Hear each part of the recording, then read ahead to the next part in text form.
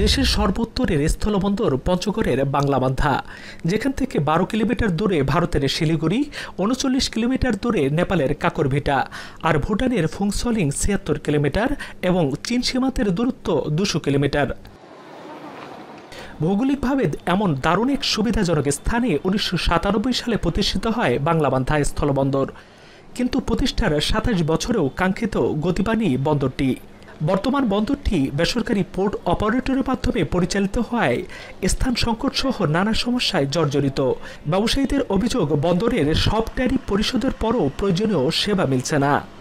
সরকারি ট্যারিফ অনুযায়ী যত চার্জ আছে সম্পূর্ণ চার্জ আমরা পরিশোধ করি, কিন্তু সেই অনুপাতে আমরা কোনো সেবা পাচ্ছি না।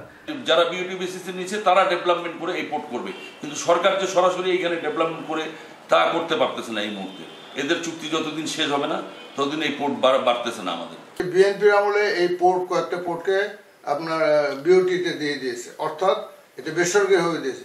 এরাই তাদের স্বার্থটাই শুধু দেখতেছে, এখানে উন্নয়ন যেটা হওয়া দরকার, একটা স্থলবন্দরের যে উন্নয়ন সেটা কিন্তু তারা দেখে না। গেল অর্থ বছরে বন্দরটিতে কমেছে আমদানি ও রপ্তানি বাণিজ্য, এমনকি পূরণ হয়নি রাজস্ব আয়ের লক্ষ্যমাত্রাও। 2022-23 অর্থ বছরের তুলনায় 23-24 অর্থ বছরে আমদানি বাণিজ্য কমেছে প্রায় 400 কোটি টাকার। এর সাথে কমেছে রপ্তানির পরিমাণ। আর গেল অর্থ বছরে 92 কোটি 63 লাখ টাকা রাজস্ব আয়ের লক্ষ্যমাত্রা ধরা হলেও আদায় হয়েছে 73 কোটি 69 লাখ টাকা। মাত্র 5 কিলোমিটারের মধ্যে ওখানে শিলিগুড়ি শহর, যার কারণেই আমাদের বাংলাবান্ধা পোর্টের আমাদের আদান প্রদান এবং ব্যবসা বাণিজ্য করার সুযোগ অনেকটা বেশি। জমি যদি 50 একর করা হয়, অবকাঠামো যদি উন্নয়ন করা হয়, বন্দরে অনেক সম্ভাবনা রয়েছে। এই বন্দরে সরকারের অনেক রাজস্ব আয়ের সম্ভাবনা রয়েছে। বাংলাবান্ধা স্থলবন্দর দিয়ে আমদানি পণ্যের মধ্যে সিংহভাগে পাথর, এছাড়া সীমিত পরিসরে চিটাগুড়, প্লাস্টিক দানা, মসুর ডাল ও মেশিনারি সহ বেশ কিছু পণ্য আমদানি করা হয়। আর রপ্তানি পণ্যের মধ্যে আছে ঝুট, গ্লাস, ব্যাটারি ও খাদ্য সামগ্রী।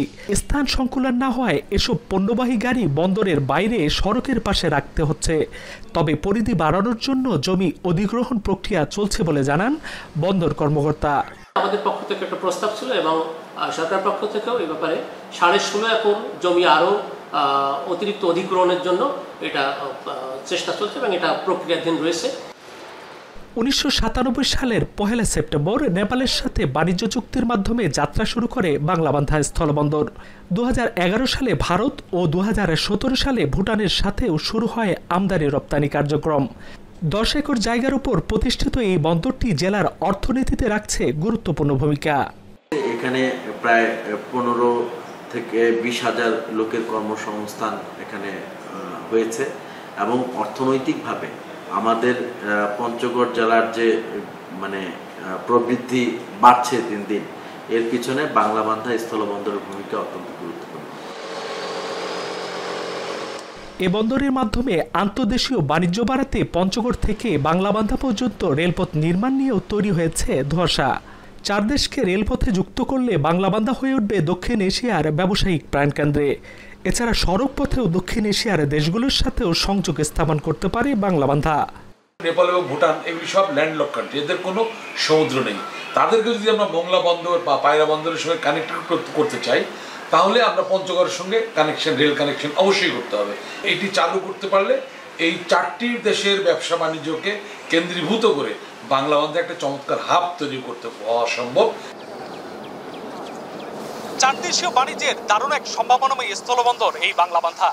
শুধু ভারত, নেপাল ও ভুটান নয়, একটু নজর দিলেই পুরো দক্ষিণ এশিয়ার ব্যবসায়িক হাব হয়ে উঠবে এই স্থলবন্দর। বাড়বে সরকারের রাজস্ব আয়, সমৃদ্ধ হবে স্থানীয় অর্থনীতি। লুৎফর রহমান, এখন পঞ্চগড়।